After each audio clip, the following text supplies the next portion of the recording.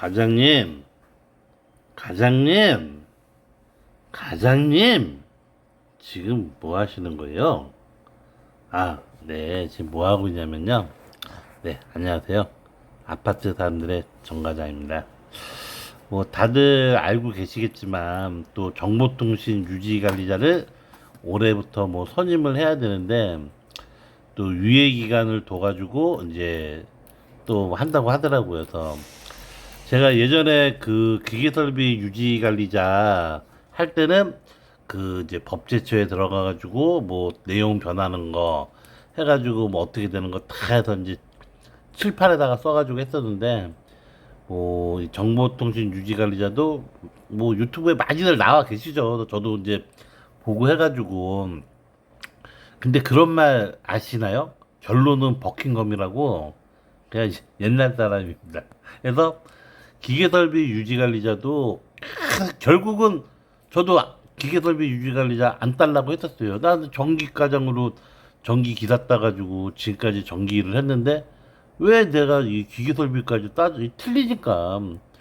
근데 아파트가 현실적으로 또 하다 보니까는 뭐 기계설비 유지관리자를 취득을 해야지 안 하고는 살아남기가 쉽지가 않은 거죠. 그래서 어쨌든 기계설비 협회에서 겸직은 금지를 시켜야죠. 100%.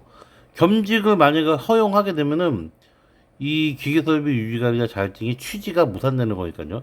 그거는 누구나들이 말을 하는 거니까 기계 대한기계협회를 믿습니다. 그 더불어서 이제 뭐 요번에도 정보통신 이쪽도 협회가 있어요. 근데 사실 우리 아파트에서는 정보통신 유지관리자는 크게 현실적으로 와닿진 않죠. 근데 똑같은 거죠. 어차피 그런 얘기는 다들 많이 했으니까 제가 여기서는 얘기를 하지 않겠습니다. 어차피 뭐 단지 이 자격증을 공부를 할 거냐 말 거냐인데 뭐 하시는 게 나을 것 같습니다. 왜냐면 지금까지 제가 아파트 시설 관리를 거의 내일 모레면은 20년 가까이 했습니다. 제가 전기기사를 따고 소방전기를 따고 그렇게 해서 계속 아파트 관리과장을 한 거죠. 그 다음에 나머지는 뭐 승강기 안전관리자는 교육으로 대체를 하면 되니까요. 근데 이제 점점 시대가 변하고 하니까 그래서 뭐 기계설비 유지관리자도 이제 취득을 또 했고 이제 정보통신 유지관리자 네 가지가 이제 기본 세트가 되는 거죠. 소방안전관리자. 그다음에 이제 소방은 이제 정기 선임을 했었는데 1급 소방 그 저기 건물 대상은 이제 겸직을 못하게 됐죠. 진작 소방도 겸직을 못하게 돼야 되는 거예요. 아파트 관리과장 업무가 가장 하면서 미화 경비 업무도 어느 정도 다 책임을 져야 되고 또 대표회 할 때 또 자료 같은 거 입찰 볼 때 견적 받을 때 그다음에 각종 민원 뭐 층간소음 민원이란가 뭐 담배 민원 뭐 주차 민정 그거를 기존실 우리 주인님들이 다 처리를 못합니다. 왜냐? 결국은 그런 민원이나 애로사항들을 주민분들이 소장님이나 과장을 찾는데 관리소장님들이 그런 민원들을 일일이 하다 보면은 소장님도 보따리를 싸서 딴 데를 가야 됩니다. 그렇기 때문에 우리 가장 타이틀을 가지신 분들이 많이들 하고 있는 거죠.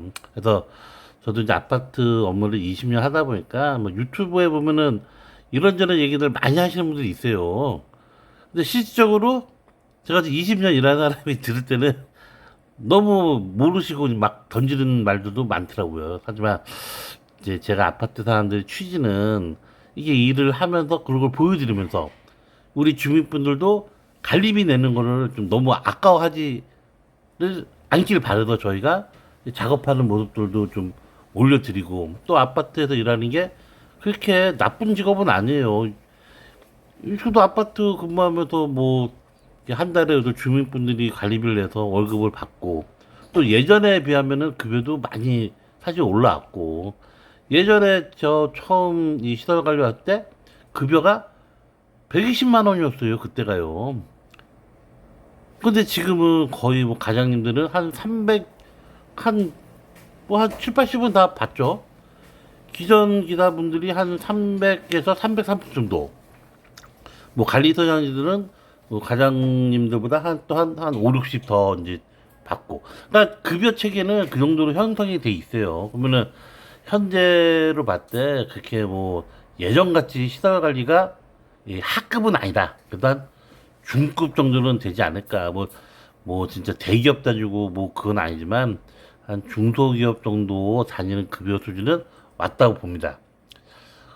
그 더구나 뭐 요즘같이 어려운 시대에 그러다 보니까 결국은 예전에는 그 과장분들, 우리 저 같은 정기 안전관리자한테 편중되어 있던 이런 시설 관리가 이 자격증 제도를 인해서 업무를 분담을 할 수가 있는 거예요.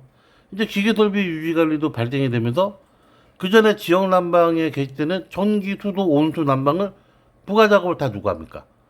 저희 전기 안전관리자가 다 한 거잖아요. 거기다가 뭐 난방비 물어보면 다 얘기해줘도 그러니까 연락이란 개념도 알아야 되고 그러니까 말이 저긴데 기계까지 다 알아야 됐었다고요. 근데 지금은 기계설비 유지관리자가 되면서 수도 온수 난방은 이제는 그쪽 자격증을 거니까 왜냐면 국가 자격증을 거는 순간 자격증 수당을 다 한 30에서 한 40 되죠 평균적으로. 그러면 그거를 기계설비 유지관리자가 받기 때문에 이제 우리 같은 사람이 그것까지 할 필요는 없는 거죠. 그래서 이제 급여도 약간 빗빗해지고 그래서 이제 더불어서 그러면 이제 이게 생겼잖아요 또 정보통신유지관리자 이거를 과장님들이 또 따가지고 선임한다는 거는 말이 안 되고 기련실 근무자분들이 요거를 따가지고 이게 없으면 취직하기가 힘들 거예요. 왜냐면 지금 그 소방안전관리자도 옛날에는 방화관리자 수첩으로 했지만은 이제는 소방안전관리자로 통합이 됐잖아요. 그래서 소방안전관리자 그거 수첩 없으면은 아파트 취직하기 어렵습니다.